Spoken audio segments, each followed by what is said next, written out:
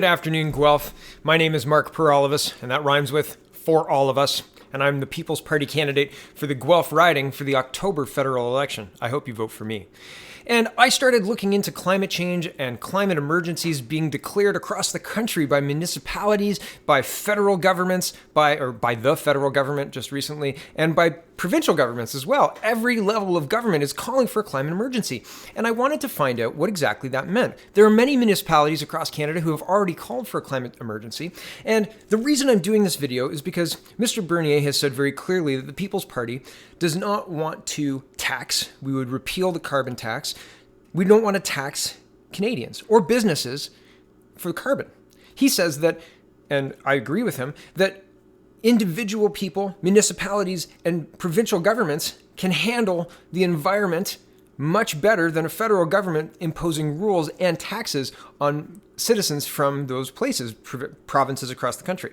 And I think that's true. Guelph has a municipal plan. Guelph has had a municipal plan. We've been leaders in this since 2016. I talked to Jonathan Knowles yesterday about the plan and what's happening, about the limitations of our technology, about what we can realistically do in the next five years, 10 years, etc., and what's been happening around Guelph for the last couple of years. Where are we now?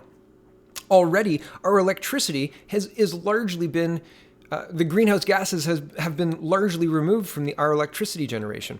But my question is more of policy. I like to think about policy. How does this affect city planning? And I think it affects it zero. I think this is a waste of time declaring an emergency, especially in light of the fact that Guelph has a plan. But again, I'm getting off track. This video is to show I'm in favor of making choices that help Guelph reduce business costs, because when you are more efficient, it costs less to run your business. I support that fully. I think that's a wonderful idea, and that necessarily reduces energy needs, it reduces energy usage across the board, and whether that's natural gas, because we use gas for heating, etc., or if that's nuclear powered or green powered. We have solar and wind in Ontario. It's a little bit more expensive, but that has been a choice that Canadians and Ontarians have made over the last 20, 25 years. Since 1998, we moved from coal producing plants to nuclear and green energy. And because of those choices, we have fewer smog days. So that's a tangible, real effect. My main point is that municipalities and provincial governments can much better manage our climate initiative than a draconian government taking a carbon tax and then taking it in and redistributing it. During my conversation with Mr. Knowles yesterday, I said, how much does the carbon tax help our plan? And he was kind of not taken aback, but he didn't have an answer right away. And the answer is essentially it doesn't. It doesn't. It makes things more expensive. It makes things more expensive for businesses. It makes things more expensive for communities. It makes things more expensive for individuals, period. Everything gets more expensive with a carbon tax. And so I fully support repealing the tax. I'm fully comfortable with the plan that Guelph has, and I want to show you what a climate emergency looks like and what our local climate looks like as well. So here is Global News reporting Kingston first Ontario municipality to declare climate emergency. Kingston City Council made history Tuesday evening when it passed a motion to declare a climate emergency within city limits. The motion was brought by first-term councillor and longtime Kingston Green Party candidate Robert Keeley, sorry if I've got that wrong, and seconded by Councillor Jim Neal. I scroll down a little bit. And although Kingston has already set a goal to reduce greenhouse gas emissions by 30% by the year 2030, Keeley says there's an urgency for the city to come up with new ways to reduce greenhouse gas emissions and set new climate change targets. We can have more people riding transit, electrify our transit, said Keeley, making sure that we plant more trees and having an urban park with native species planted. I scroll down a little bit again.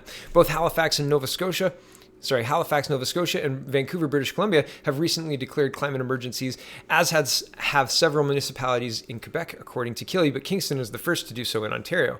The motion passed unanimously at Tuesday's evening City Council vote Keeley called, quote, a true community moment. According to the motion itself, declaring a climate emergency will help the city name, frame, and deepen Kingston's commitment, quote, to protecting our economy, our ecosystem, and our community from climate change. Although the motion is a symbolic gesture, Keeley says council is prepared to act. I want to highlight this. The motion is a symbolic gesture? Keeley says the City Council is currently discussing practical ways to dramatically reduce the city's greenhouse gas emissions, ways that will be ironed out during strategic planning sessions slated for the end of March. And I was interested in this, so I dug it up. This Kingston City Council starts its strategic planning session. So the WIG standard, this is reported on March 26th, and the only mention is here, and I'll read it. It says, climate change has already been singled out for special consideration by City Council when it passes a motion declaring a climate emergency earlier this month. Acting Chief Administrative Officer Leonie Int'l, sorry if I got that wrong, reminded Council that there are some initiatives that were in the last strategic plan that are still ongoing. Int'l said staff would need some direction to make sure Council still wants those ongoing works to remain among the city's priorities in the coming years. Quote, I want to make sure there is clarity there, Int'l said. We would continue our work unless Council says it's not a direction we want to go. Among other ongoing projects and programs are the workforce and in-migration strategy, planning for development of a downtown campus for St. Lawrence College, the development of Innovation Park, and intensification in the urban part of the city. Okay, and so that's the mention. Basically, we've got things that we're doing. Can we continue funding those things? That's the work that we're doing on climate change, and otherwise, it's a symbolic gesture. Interesting. Here's Halifax as well. Halifax joins Vancouver as second city to declare climate emergency. Halifax City Council voted on Tuesday to declare climate emergency, a mostly symbolic acknowledgement that climate change is a serious and urgent threat.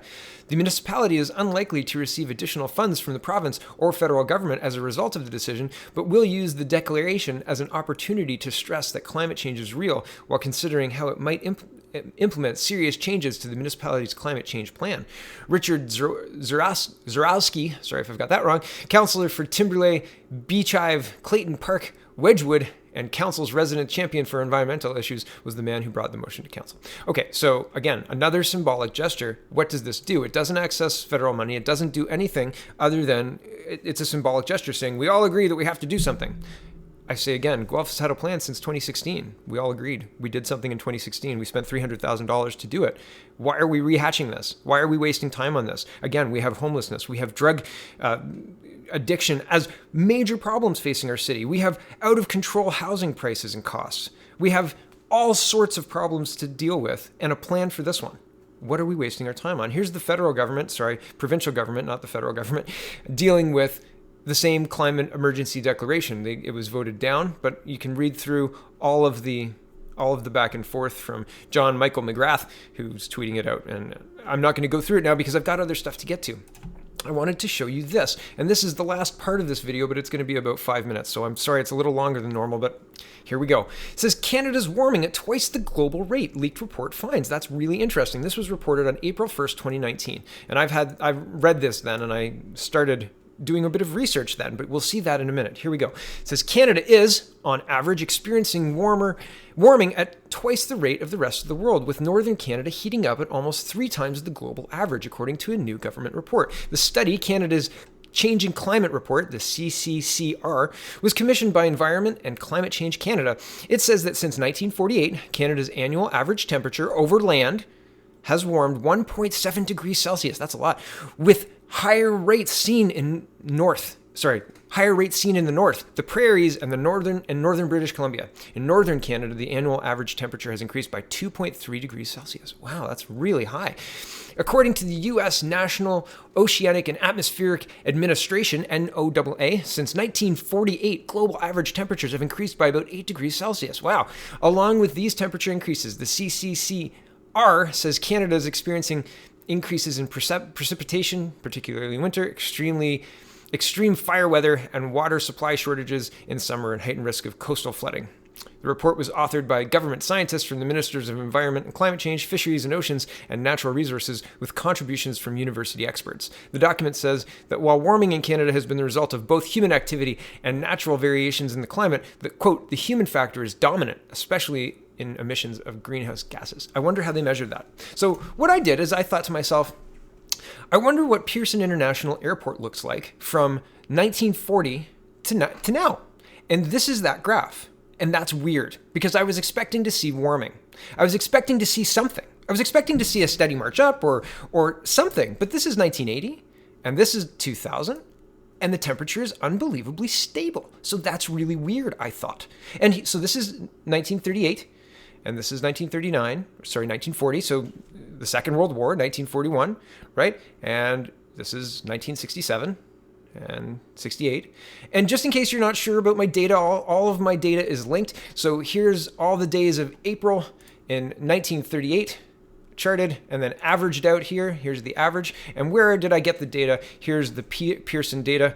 April, this one's 1989, but you can see it goes all the way back to 1937. Actually, 1938 is where April starts. 1937 didn't have any April data, and then goes up to 2013. And the modern airport data is available from 2013 to 2017 on a different page, but it's still within this historical data. Past weather and climate, right? Historical data. So that was weird to me. That was weird and very strange to me. And there's multiple lines on this graph sheet. The link will be in the description. You can come and look at this for yourself. You can check it out, download the CSVs. You can plot this graph yourself. It's very easy. I've done some how-to videos for people who are interested, but that's not the point of this video. The point of this video is this is unbelievably stable for an area, Canada, that's supposed to be warming at twice the rate of the rest of the world. This is very, very, very stable temperature. The average in April in all of these years follows these patterns. It's around between 7 degrees and 16.2 degrees. The high was in 2010. 2017 was low, 2018 was really low, and 2019 was 10 degrees because April just finished, right? And, well, not just finished, but recently finished. And so I thought to myself, how many other temperature graphs across Canada, because Canada is warming at twice the rate, look just like this. Here's Vancouver International Airport, following the same patterns and the same graphing style, okay? There's all the days, there's the average, right? And here's the graph. Okay, Calgary. Here's Calgary. 2018 was warm in Calgary. 2018 was an outlier in Calgary, right? A little higher. Here's Regina. Oh, right? Calgary, Alberta, right? A little warm, but back down to normal. This is not a steady march up. And something else I'll show you, something else I thought was really interesting. Here's a low outlier, 1907, right? It's almost the same. Maybe 2018 is a little bit higher. But what about this very, very stable weather is causing storms? I don't know. Here's Fort McMurray, and this is just what I want to show you because this person helped me out. Here's all the raw data, and their source is the same as my source. And so I wanted to show you, this is all the years from 1944 plotted to 2019. So this is January, right? And so in 2019, right, it's very, very -11, -8, right? This is the last 100 years. This is maybe a warming trend that I was expecting to see, right? I was expecting to see maybe a warming trend like that the last 5 years, 6 years, maybe even over 10 years, you see it kind of go up. I don't see any of that. And I'm talking about on the Pearson data, right? But within 1 year, okay, so we've got, this is January. So January is kind of normal here, -5, -13. And normal, what's normal, right? Like it's kind of all over the map, but is that normal? Is that normal?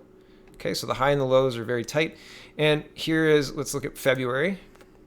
Okay, February is very cold, right? The last couple of years, February is very cold. This is 2017, 2018, 2019. That's the high.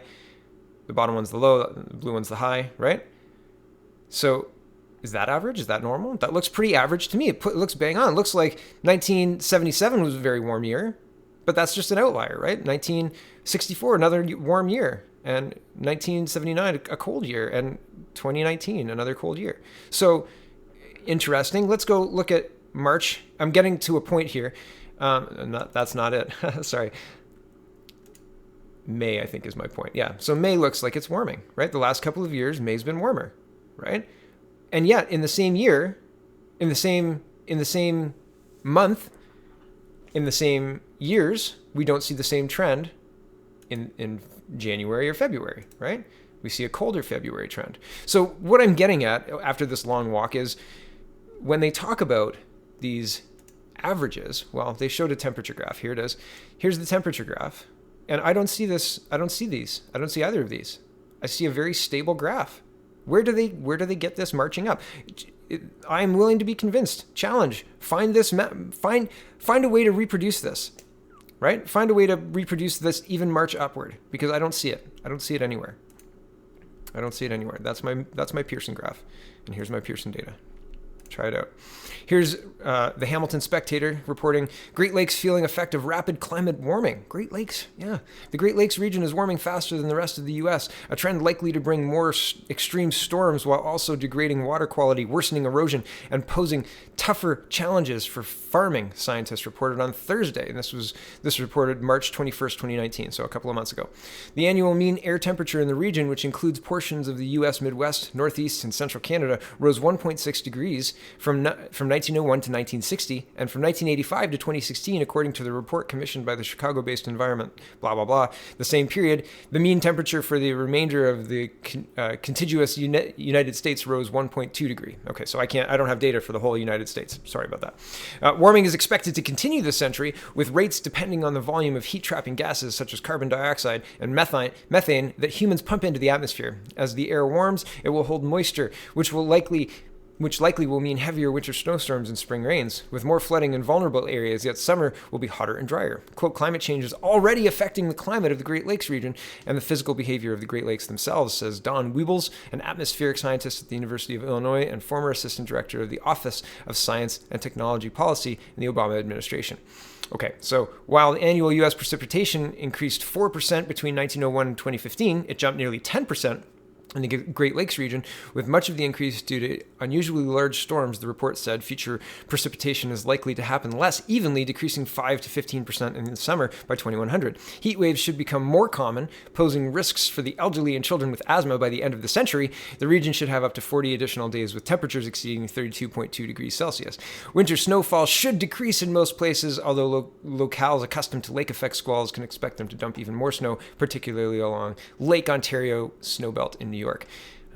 The region could have longer growing seasons, said Brad Cardinal, of the University of Michigan's Cooperative Institute for Great Lakes Research, but the report suggests the benefits could be offset by wetter springs that make it harder to plant crops, plus increasing drought and heat in summer. Corn and soybean yields are expected to drop 10 to 30% by the century's end. Drinking water quality will be degraded by more releases of untreated sewage during heavy storms and runoff of nutrients that feed harmful algae blooms, some toxic.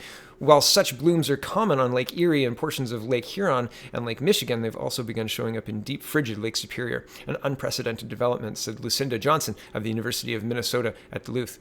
Beaches, dunes, and shorelines will experience more erosion from heavier rainfall, the report predicted. It's uncertain how climate change will affect water levels in the Great Lakes, which already fluctuate periodically, the scientists said. Warmer temperatures will produce less ice cover, boosting evaporation and pushing levels down, but they could rise in years with especially heavy precipitation and temporary deep freezes caused by southward migration of frigid polar air. Although the Trump administration has reversed federal policies intending to prevent global warming, states and local governments can take measures such as increased energy efficiency, stepping up the use of renewable sources, and preventing runoff nutrient-rich manure from large livestock farms, said Howard Lerner, president of Environment and Law Policy Center.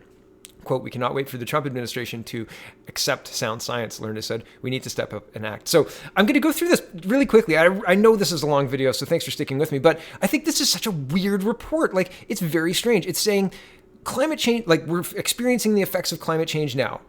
And most of the things they list in this article are future effects. So the effects of climate change so far, 10% jump in rainfall due to large storms, okay? Lake Superior algae blooms.